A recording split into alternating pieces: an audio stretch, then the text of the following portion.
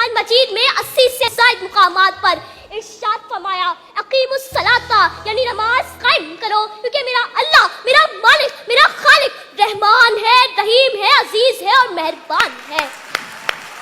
جی ہاں حاضرین محفل، اللہ تعالیٰ نے اپنے بندوں کو بار بار ایک ہی بات کہی کہ اے بندے کہیں اس فریضے سے غافل نہ ہو جانا، کیونکہ نماز اور مسلمان لازم و مظلوم ہے۔ نماز کے بغیر نہ ہی تو ایمان کا تصور ہے اور نہ ہی اسلام کا۔ صدر علی وقار، اللہ کی رضا کا سبب ہے نماز، ایمان کا جز ہے نماز، بدن کی راحت ہے نماز، انبیاء علیہ السلام کی سنت ہے نماز اور فرشتوں کا محبوب عمل ہے نماز۔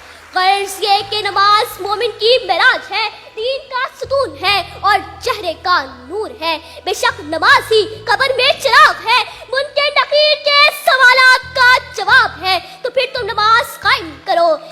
بے شک نماز ہی منکر نکیر کے سوالات کا جواب ہے۔ سجدہ عشق ہو تو عبادت کا مزہ آتا ہے، خالی سجدوں میں تو دنیا ہی بسا کرتی ہے۔ اے میرے رب، میری دعا ہے کہ ہم سب کو نمازوں اور سجدوں کے ذریعے رجوع کرنے والوں میں شامل فرما دے، آمین۔ تو پھر تو نماز قائم کرو، کہیں تمہارا حشر بھی نمرود، فرعون، قارون اور حمان جیسے بدبختوں سا نہ ہو۔ تو پھر تو نماز قائم کرو، کیونکہ یہی مومن کی معراج ہے، دین کا ستون ہے اور چہرے کا نور ہے۔ بس اپنے کردار کا تو غازی بن جا، جیت نہ پائے کوئی تجھ سے،